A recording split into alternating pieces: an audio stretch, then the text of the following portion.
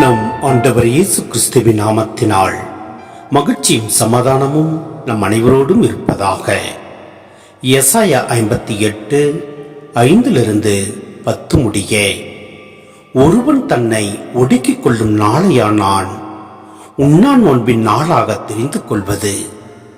ஒருவன் நாணலை போல் தன் தலையை தாழ்த்தி சாக்கு உடையையும் சாம்பலையும் அணிந்து கொள்வதா எனக்கு ஏற்ற நோன்பு? இதையா நீங்கள் நோன்பு என்றும் ஆண்டவருக்கு உகந்த நாள் என்றும் அழைக்கிறீர்கள்? கொடுமை தலைகளை அவிழ்ப்பதும் நுகத்தின் பிணியல்களை அறுப்பதும் ஒடுக்கப்பட்டோரை விடுதலை செய்து அனுப்புவதும் எவ்வகை நுகத்தையும் உடைப்பதுமன்றோ நான் தேர்ந்து கொள்ளும் நோன்பு.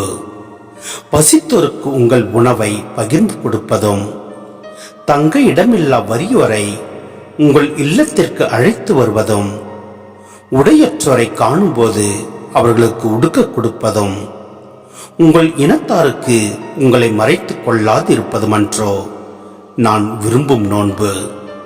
அப்பொழுது உன் ஒளி விடியல் போல் எழும், விரைவில் உனக்கு நலமான வாழ்வு துளிர்க்கும், உன் நேர்மை உனக்கு முன் செல்லும், ஆண்டவரின் மாட்சி உனக்கு பின் சென்று காக்கும். அப்போது நீ ஆண்டவரை மன்றாடுவாய், அவர் உனக்கு பதிலளிப்பார். நீ கூக்குரலிடுவாய், அவர் இதோ நான் என மறுமொழி தருவார். உன்னிடையே இருக்கும் நுகத்தை அகற்றிவிட்டு சுட்டி காட்டி குற்றம் சாட்டுவதையும் பொல்லாதன பேசுவதையும் நிறுத்திவிட்டு பசித்திருப்பதற்காக உன்னையே கையளித்து வறியோரின் தேவையை நிறைவு செய்வாயானால் இருள் நடுவே உன் ஒளி உதிக்கும், இருண்ட உன் நிலை நண்பகல் போல் ஆகும். சிந்தனை: நோன்பிருப்பதற்கும் ஓய்வு நாளை கடைபிடிப்பதற்கும் புதிய அர்த்தம் கொடுக்கிறார் எசாயா. உண்மையான இறை வழிபாடு கோவிலிற்கு செல்வதிலும் உண்ணா நோன்பிருப்பதிலும் கடன் திருநாட்களை கடைபிடிப்பதிலும் அடங்கியிருப்பதில்லை.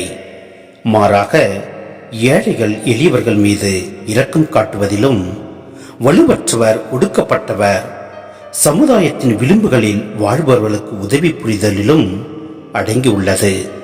சுருங்க கூறின், கடவுள் விரும்புகின்ற ஒரு சமதர்ம சமுதாயத்தை உருவாக்குவதில் அடங்கியுள்ளது. அடுத்தவர் மீது அக்கறை இல்லாது ஆண்டவரை வழிபடுவது வெற்று வழிபாடு. ஆண்டவருக்கு அது பிடிக்காது. இவ்வதிகாரம் நம் வழிபாட்டு முறைகளை ஆய்வு செய்ய அழைக்கிறது. ஆண்டவரை தேடி கோவிலுக்கு செல்வதிலும் கடன் திருநாட்களில் திருப்பலிக்கு செல்வதிலும் திருவிழாக்கள் கொண்டாடுவதிலும் மட்டும் நாம் வழிபாடுகள் நின்றுவிட்டால் நாம் பரிதாபப்பட வேண்டியவர்கள். கடவுள் விரும்பும் சமுதாயம் உருவாக உழைப்பதும் ஏழைகள் எளியவர்கள் ஏற்றம் பெற செயல்படுவதும் ஒடுக்கப்பட்டு ஓரம் கட்டப்பட்டவர்கள் விடுதலை பெற்று எல்லாரையும் போல இன்புற்று வாழ வழிவகுப்பதும் தான் ஆண்டவர் பார்வையில் உண்மையான வழிபாடு. எனவே நம்மை நாம் ஆய்வு செய்து நம் ஆண்டவருக்கு உகந்த வாழ்வை தேடி செயல்படுவோம். எல்லாம் வல்ல இறைவன் நம்மை நிறைவாய் ஆசீர்வதிப்பார். ஆமென்.